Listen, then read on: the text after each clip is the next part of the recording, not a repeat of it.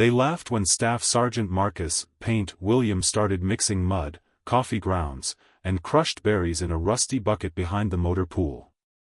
The Army had spent millions developing official camouflage patterns and paints that were supposed to hide American equipment from enemy observation. But when German reconnaissance planes kept spotting Allied positions despite standard camouflage, Marcus decided that maybe the problem wasn't with German eyesight, maybe the problem was with American paint. Marcus had grown up on a farm in rural Georgia where his grandfather had taught him that the best way to hide something wasn't to make it invisible, but to make it look like something else entirely. On September 12, 1943, in the hills outside Salerno, Italy, Marcus was about to prove that a backwoods understanding of natural camouflage could outsmart the most advanced military reconnaissance technology in the world. What happened next would challenge everything the military thought they knew about concealment, prove that innovation often comes from the most unexpected sources, and demonstrate that sometimes the best solutions are hiding in plain sight, literally. If stories like this fascinate you, make sure to hit that subscribe button. These accounts reveal how American creativity and unconventional thinking achieved what millions of dollars in research couldn't accomplish. The September morning sun climbed slowly over the rugged hills surrounding Salerno, casting long shadows across the Allied beachhead that had been established just 3 days earlier during the invasion of mainland Italy. The landscape was a patchwork of olive groves, rocky outcroppings, and small farming villages that provided both cover and concealment for military operations, if you knew how to use them properly. Staff Sergeant Marcus Williams, 29 years old from Valdosta, Georgia, stood beside a camouflaged Sherman tank and shook his head in frustration. Despite being painted with standard Army camouflage colors and positioned under netting designed to break up its outline, the tank had been spotted and targeted by German artillery 3 times in the past 2 days. Marcus had been responsible for camouflaging vehicles and equipment for the 3rd Infantry Division since landing in North Africa 18 months earlier, and he had seen the same pattern repeated over and over again. American forces would carefully apply regulation camouflage paint and positioning, only to be discovered and attacked by German reconnaissance planes and artillery observers who seemed able to spot Allied equipment despite every effort at concealment. The problem, Marcus had begun to suspect, wasn't with the effort American forces were putting into camouflage, it was with the camouflage itself. The standard Army paint colors and patterns had been developed based on scientific analysis of terrain colors and mathematical calculations of visual disruption, but Marcus was beginning to think that science and mathematics might be missing something important about how camouflage actually worked. Marcus's background was different from most Army camouflage specialists. Before the war, he had been a house painter and handyman in rural Georgia, but more importantly, he had grown up hunting and fishing in the Georgia woods with his grandfather, Thomas Williams, who had been a legendary poacher and outdoorsman during the Great Depression. Thomas had taught Marcus that successful concealment required understanding not just colors and patterns, but the way light, shadow, texture, and context work together to create visual impressions.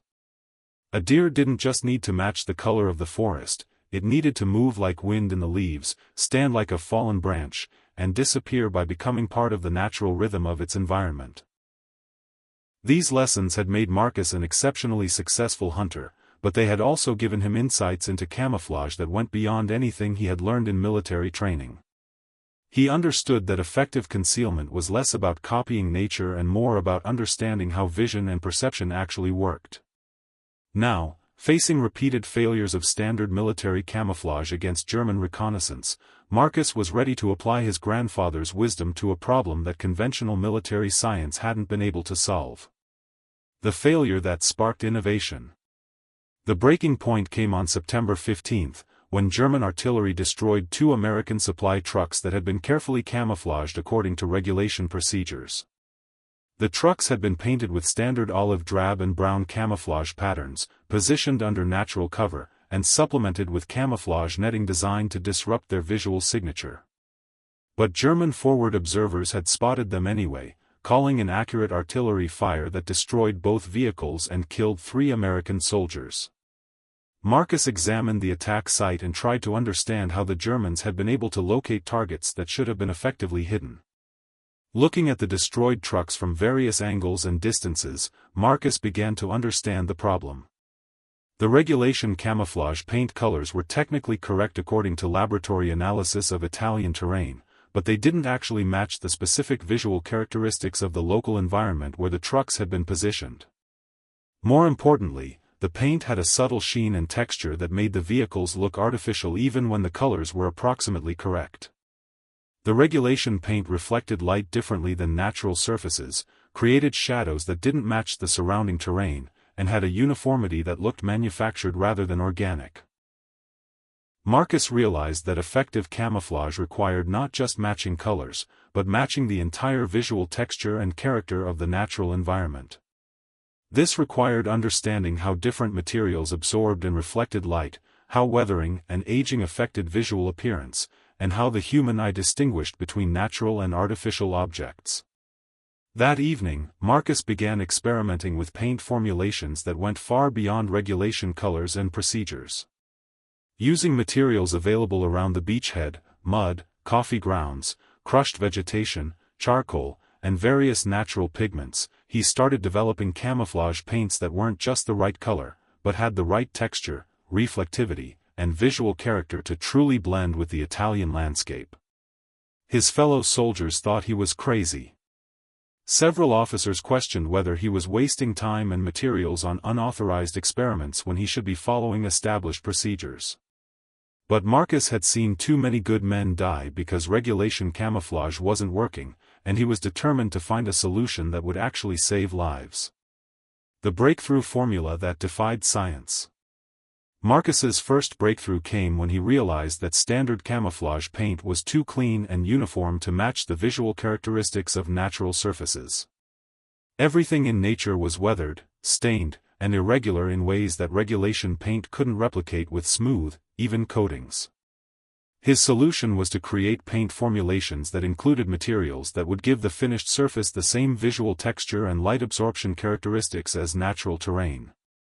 By mixing mud, sand, coffee grounds, and crushed vegetation into the paint base, Marcus created coatings that not only matched the colors of the environment but also matched its visual texture and reflectivity. The coffee grounds proved particularly important. When mixed into paint and allowed to dry, they created a matte surface that absorbed light in the same way as natural vegetation and soil. The irregular texture prevented the uniform reflection that made regulation paint look artificial from a distance. Marcus also discovered that different types of local soil and vegetation could be incorporated into the paint to match specific terrain characteristics. Red clay from Italian hillsides, crushed olive leaves, and even local wine residue could be mixed into paint bases to create camouflage that matched not just the general characteristics of Italian terrain, but the specific visual signature of particular locations. But perhaps most importantly, Marcus developed techniques for applying his custom paint formulations in ways that replicated natural weathering and aging patterns. Instead of applying paint in smooth, even coats, he used brushes, rags, and even his hands to create irregular patterns that matched the way natural surfaces were marked by rain, wind, sun, and time. The results were dramatic.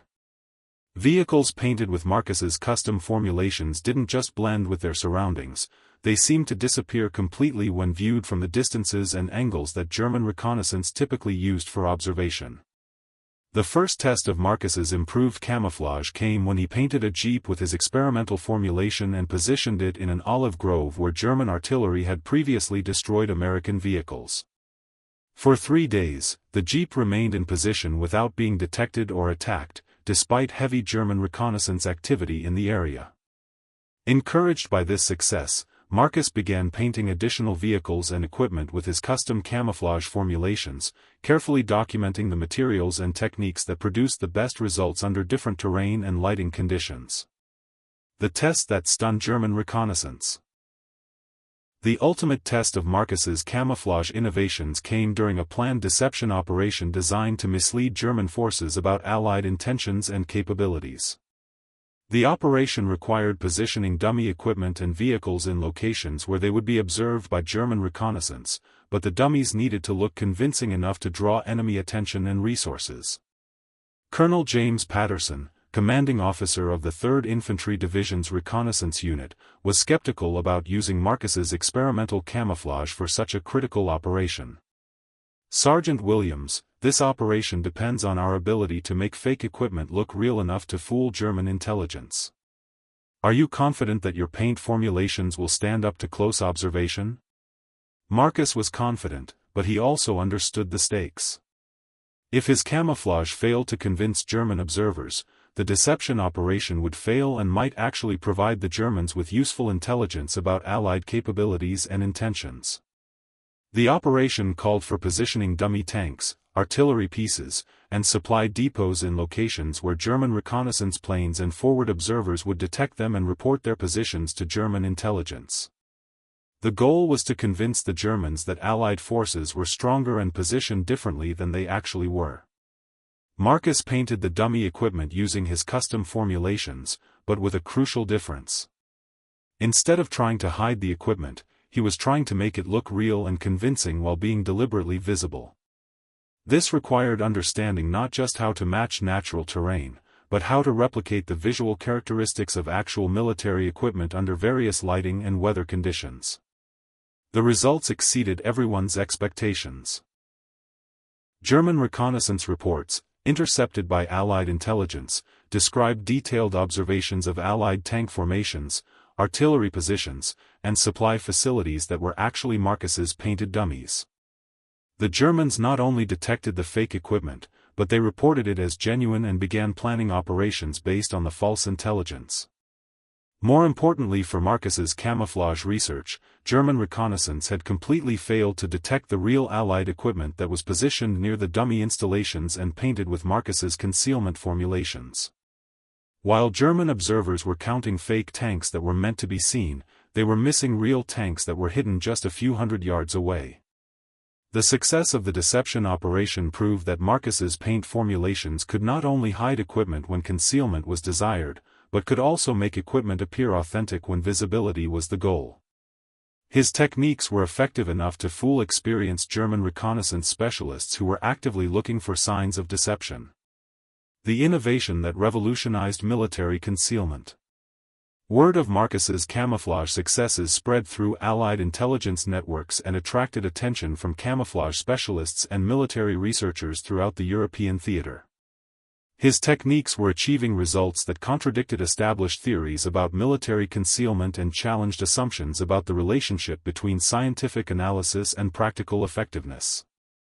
Major Robert Chen, a camouflage specialist with the Army Corps of Engineers, was dispatched to study Marcus's methods and assess their potential for wider application. Major Chen had a master's degree in physics and had been involved in developing the scientific principles that guided official Army camouflage doctrine. Chen's initial reaction to Marcus's techniques was skeptical.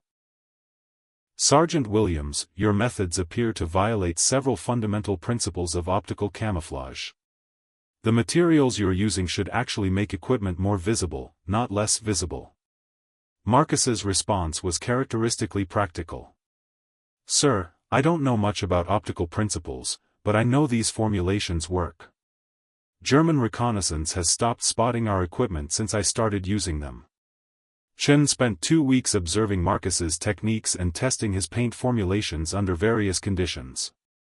The testing revealed that Marcus's methods were indeed violating conventional camouflage theory, but they were producing superior results in actual field conditions. The key insight was that Marcus's formulations were optimized for real-world viewing conditions rather than laboratory testing scenarios.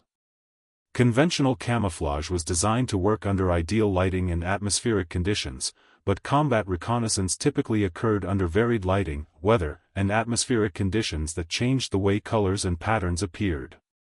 Marcus's techniques accounted for these real-world variables by creating camouflage that remained effective under different lighting conditions, weather patterns, and viewing angles.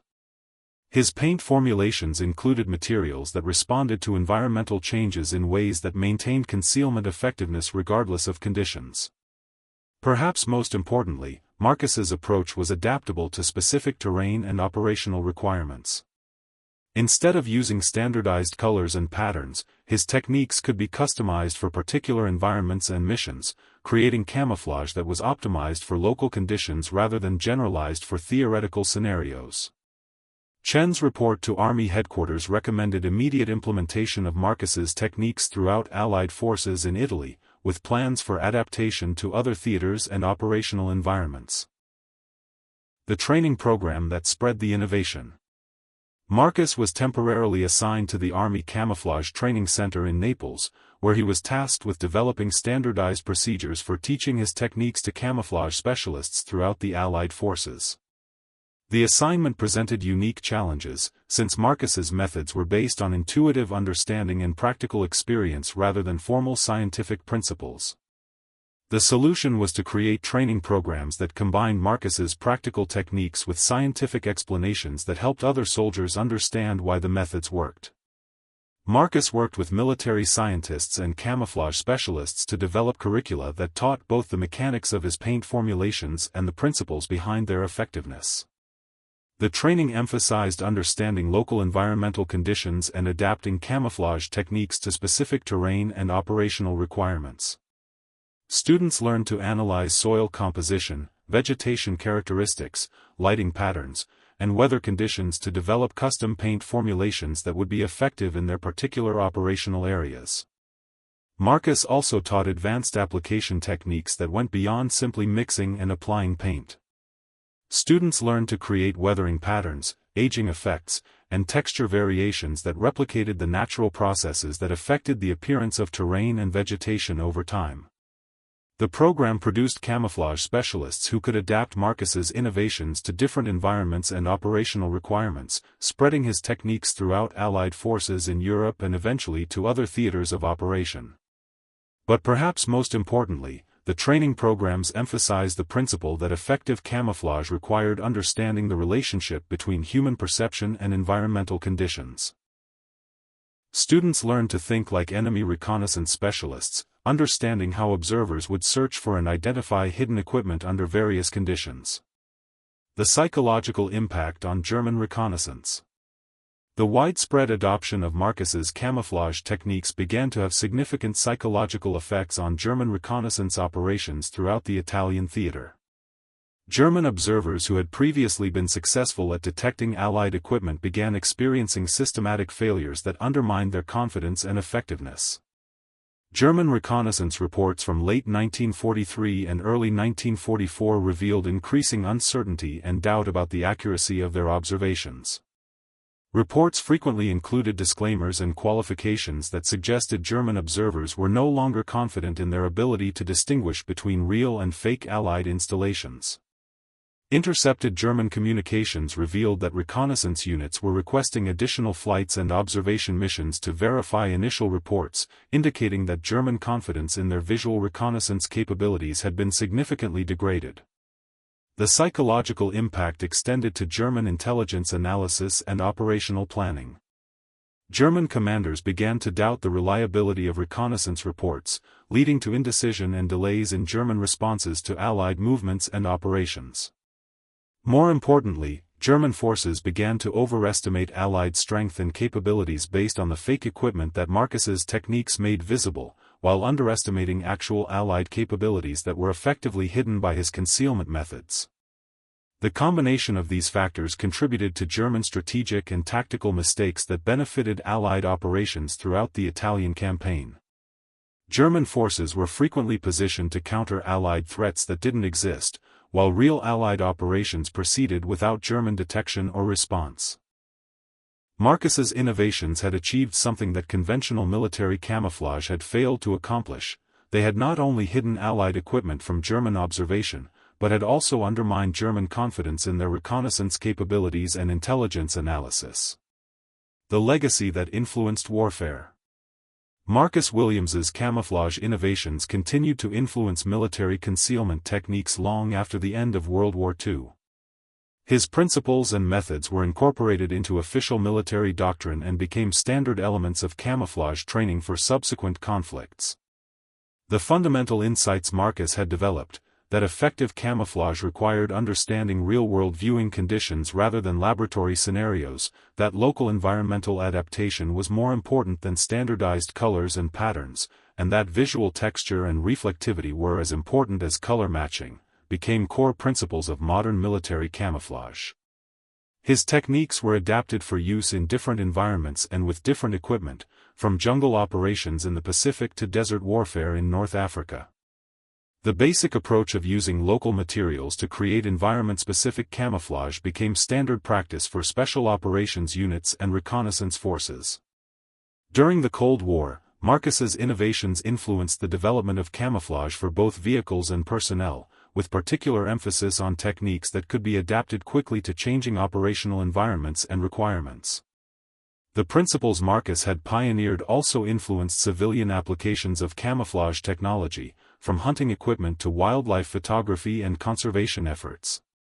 His understanding of how human perception interacted with environmental conditions proved valuable for any application that required effective concealment or disguise. After the war, Marcus returned to Georgia where he established a successful painting and home improvement business. He rarely spoke publicly about his military innovations, preferring to let his work speak for itself. But his techniques continued to save lives and support military operations for decades after his original experiments in the hills of Italy. Marcus received the Bronze Star for his contributions to Allied success in Italy, but his most important recognition came from the soldiers whose lives his innovations had saved by making them invisible to enemy observation. The soldiers who had once laughed at the sergeant mixing mud and coffee grounds in a rusty bucket came to understand that Marcus Williams had achieved something that millions of dollars in research and development had failed to accomplish. He had made the invisible art of camouflage actually work. The human impact of practical innovation. Behind the technical achievements and military applications of Marcus's camouflage innovations were human stories that illustrated the profound impact of individual creativity and determination.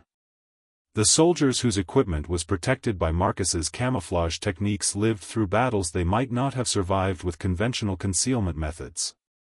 Tank crews who had previously been sitting ducks for German artillery found themselves able to operate without detection, completing missions and returning safely to base.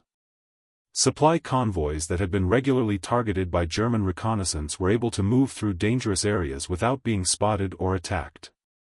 The psychological impact on Allied soldiers was equally important. Troops who had felt vulnerable and exposed when using standard camouflage gained confidence and effectiveness when they knew their equipment was protected by Marcus's improved concealment techniques. This confidence translated into more aggressive and effective operations, as Allied forces were able to position equipment and conduct operations in areas that had previously been too dangerous due to German observation and artillery. Marcus's relationship with the soldiers he supported was characterized by mutual respect and professional dedication. Soldiers appreciated Marcus's commitment to developing techniques that actually worked under combat conditions, rather than simply following regulations that might not be effective. For Marcus, the most important measure of success was not scientific validation or official recognition, but the knowledge that his work was keeping American soldiers alive and helping them complete their mission successfully. The personal satisfaction Marcus gained from solving practical problems with creative solutions motivated him to continue refining and improving his techniques throughout the war, always looking for ways to make camouflage more effective and easier to apply under field conditions. This commitment to continuous improvement and practical effectiveness became a model for other military innovators who understood that the best solutions often came from understanding real-world problems and developing creative approaches to solving them. The enduring lessons of adaptive thinking.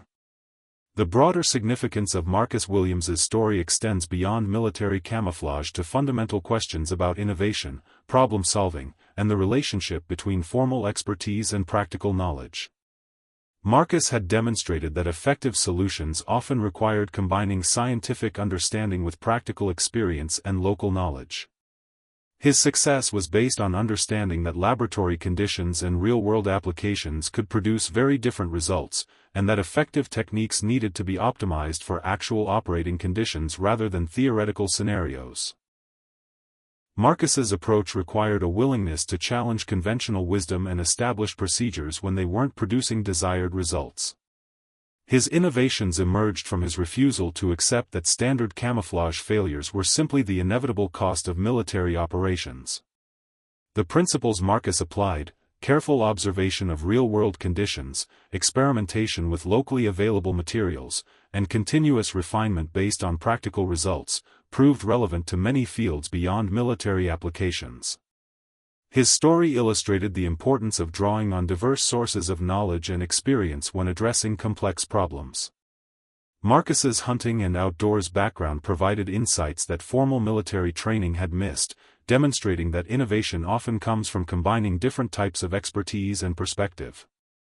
Perhaps most importantly, Marcus Williams had shown that individual initiative and creative thinking could achieve results that large-scale research and development programs had failed to accomplish, provided that the individual understood the problem thoroughly and was willing to experiment with unconventional approaches. So here's the question Marcus's story poses: in your own field, what conventional approaches are you using that might not be optimized for real-world conditions? What local knowledge and alternative perspectives might provide insights that formal training and procedures have overlooked? And do you have the confidence to experiment with unconventional solutions when conventional approaches aren't producing the results you need? Marcus Williams proved that sometimes the most effective innovations come not from laboratories and research facilities, but from practical people who understand problems intimately and are willing to experiment with creative solutions using whatever materials and knowledge are available to them.